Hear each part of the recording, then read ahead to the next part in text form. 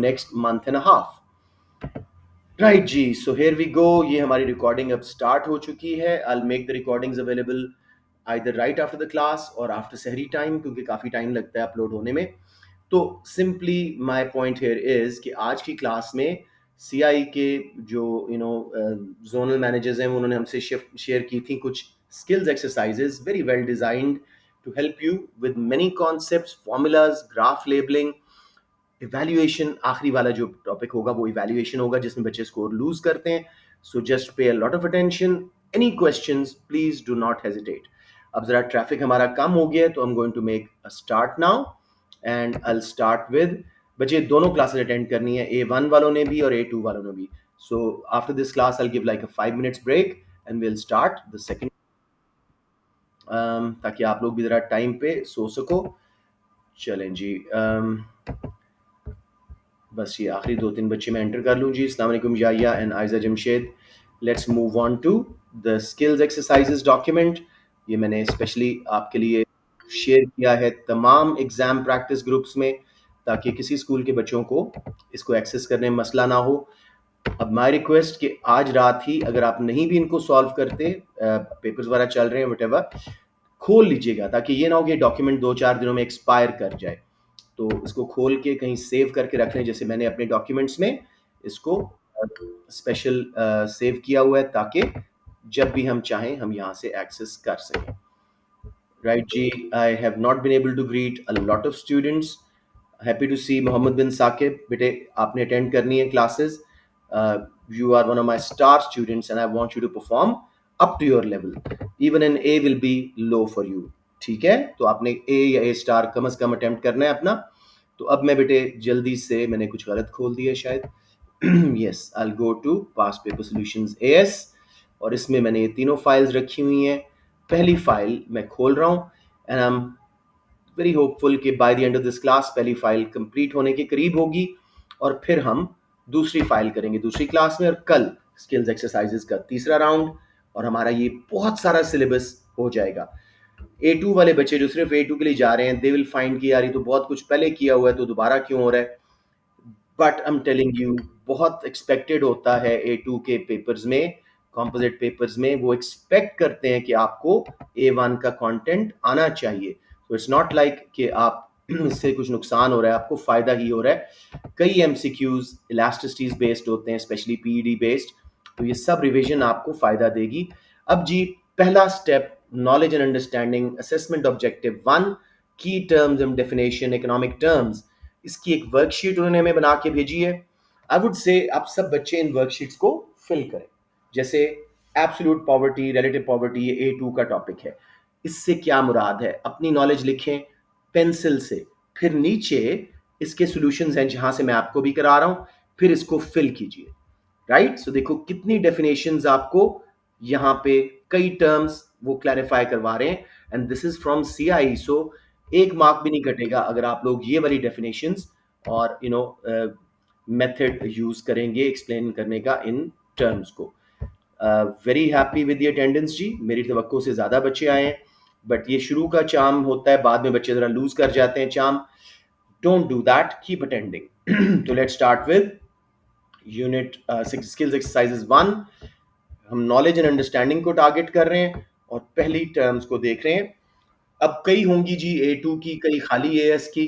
ठीक है, कुछ दोनों को सूट करेंगी, मैं साथ साथ बताता जाऊंगा, लेकिन of course I won't be able to comment too deep on everything. So आप लोगों को खुद ही अंदाजा हो जाना चाहिए। राइट जी, ये LGS के 2 बच्चे आए हैं, इनको मैं एंटर कर लूँ, और एक BCP का। अच्छा बच्चों, one of you be my ears and eyes, because I will be on the other sheet.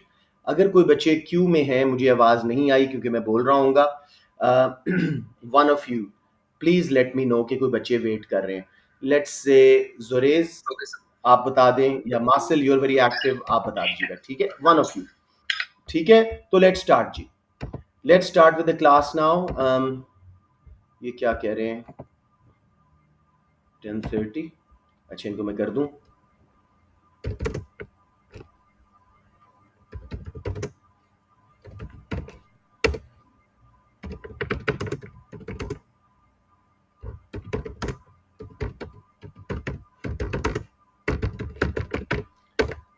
चलें जी, लेट्स मूव ऑन।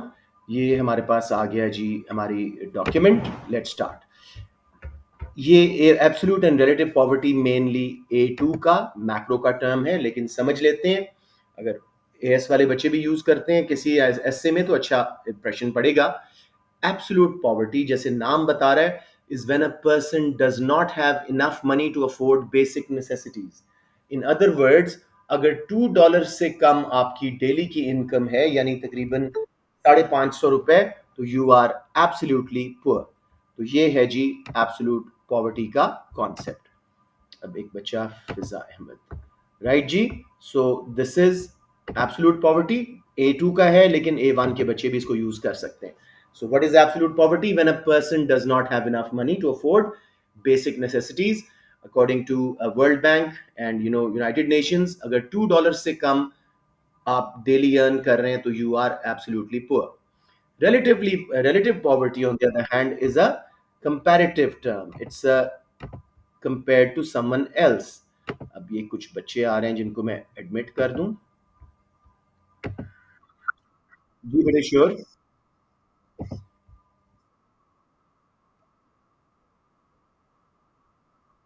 बिल्कुल सही कह रहे हो, बिल्कुल सही कह रहे हो। तो relative poverty is the comparison of standard of living of a person with another. इसके लिए हमें आईएमएफ क्या डेफिनेशन देता है कि अगर आप नेशनल एवरेज इनकम जो रियल जीडीपी पर कैपिटा है उससे कम कमा रहे हैं तो you are relatively poor.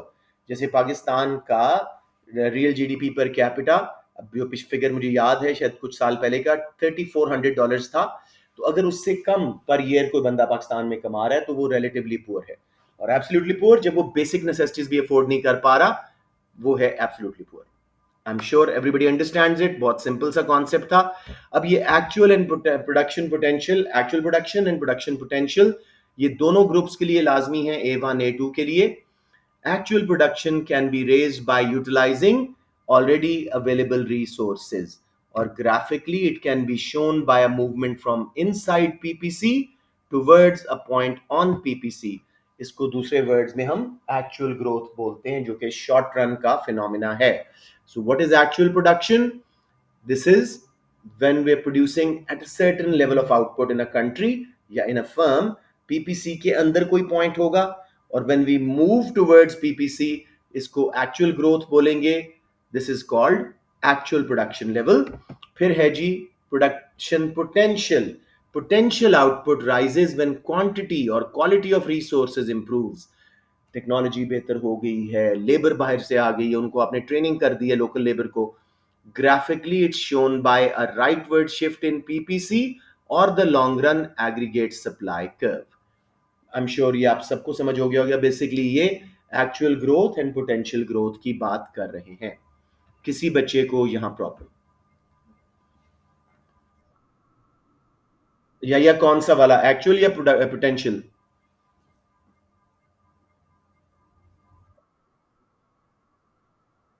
Actual production है जहां पे एक कंट्री या एक इकोनॉमी इस वक्त प्रोड्यूस कर रही है। अ पॉइंट इनसाइड पीपीसी, हम पूरे रिसोर्सेज यूज नहीं कर रहे, पीपीसी के अंदर कहीं खड़े हैं और उसको कैसे बढ़ाया जा सकता है? करंटली अवेलेबल रिसोर्सेज को एम्प्लॉय करके, लेबर लैंड कैपिटल को इस्तेमाल करके, फैक्ट्रियां जो बंद पड़ी उनको खोल के, जो वर्कर्स जॉब पे नहीं उनको जॉब्स दे के, and we move towards PPC. It's called actual growth या शॉर्ट रन ग्रोथ। समझ आ गया?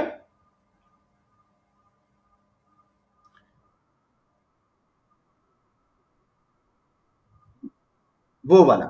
और उसके पास आ जाएं तो ये एक्चुअल ग्रोथ बन जाती है, शॉर्ट रन फिनोमिना। माइक बंद कर दें। प्रोडक्शन पोटेंशियल क्या है? जो हमारा पीपीसी खुद है या लॉन्ग रन एग्रीगेट सप्लाई।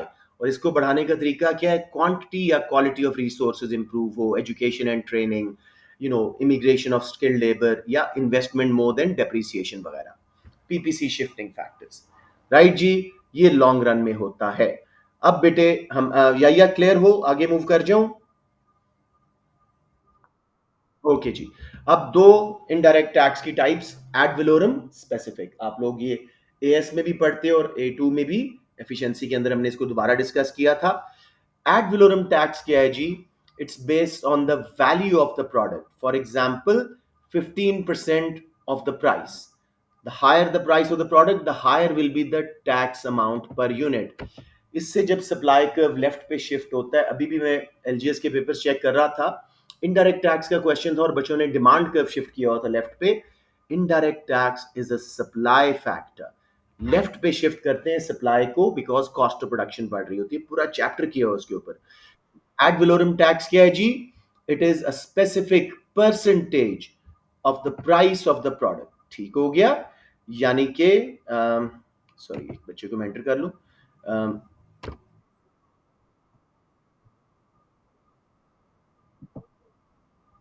क्या कह रहे हो?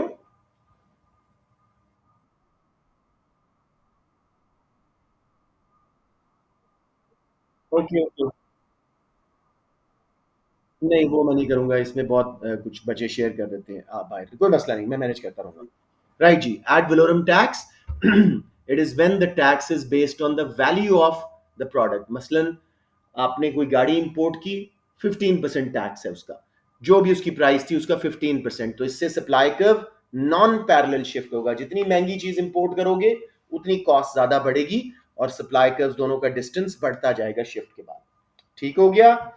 Specific tax, on the other hand, is when the tax amount per unit is fixed. For example, 0.2 cents per unit। आपने शूज मंगवाए हैं बाहर से, हर शू पे आपको 20 सेंट्स आपने टैक्स की फॉर्म में देना है, तो उससे बराबर शिफ्ट होगा आपका supply curve. Indirect taxes are a supply factor, so basically it will shift supply parallel, बराबर लेफ्ट पे शिफ्ट हो जाएगी। किसी को एड वलोरम और स्पेसिफिक टैक्स में प्रॉब्लम? ऑलराइट जी। Asymmetric information and moral hazard, ये दोनों टॉपिक्स हैं जी A2 के लिए। एसिमेट्रिक इंफॉर्मेशन क्या है जी? arises when one of the parties in a transaction has more information than the other। इसमें मुझे थोड़ी सी आपको एग्जांपल्स देनी पड़ेंगी। शावली एंड जैगम जरा लेट आए हैं, लेकिन चले आ चुके हैं। Sure sure, go ahead, don't be shy जी, इसलिए ना पूछें। So if you have ऊंचा बोलें ताकि सब सुन सकें। When we consider ad valorem, we have two different products, right? No no no no no, one product, उसका जो सस्ता वेरिएंट मंगवा रहे हो 1200 सीसी कार्स, उस पे आपको 15% टैक्स थोड़ा देना पड़ रहा है। 2000 सीसी कार मंगवाई है, वो उसकी प्राइस ही ज्यादा थी तो ज्यादा हो गया। Right, so that's the point। Right, so asymmetric information क्या है जी? It arises when one of the parties in a transaction has more information than the other।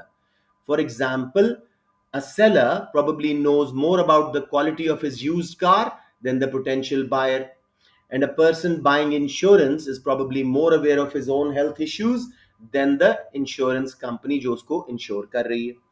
तो ये इन्फॉर्मेशन यहाँ पे क्या है, एक पार्टी के पास ज्यादा इन्फॉर्मेशन है और वो उसका फायदा उठा रही है। एक बंदा अपनी गाड़ी बेचता है, वो झूठ बोल देता है कि जी ये गाड़ी जो है, इसका एयरबैग नहीं खुला हुआ। अब कोई टेस्ट नहीं है कि एयरबैग खुले होने का पता लग सके। गाड़ी एक्सीडेंटेड थी, उसने नॉन एक्सीडेंटेड करके बेच दी, तो उसने गलत किया। ये एक मार्केट फेलियर है। ठीक है? इसी तरह एक और आदमी जो स्मोकिंग करता है, अभी तक उसकी हेल्थ ठीक है, उसने मेडिकल चेकअप में कुछ नजर नहीं आया, उसने एजेंट को बताया, इंश्योरेंस एजेंट को, कि I am a non smoker. अगर वो बताता तो इंश्योरेंस एजेंट उसको हाई रिस्क पे और हाई क्लेम वैल्यू उसको देनी पड़ती, उसको प्रीमियम ज्यादा देना पड़ता। तो यहां पे उसने रिसोर्सेज को मिस एलोकेट करवाया है by hiding the true information. सब बच्चों को ये बात समझ आ रही है? जी मेरे बेटा, एक सेकंड जी, बताइए। उफ, बड़ा भगवान। हम्म।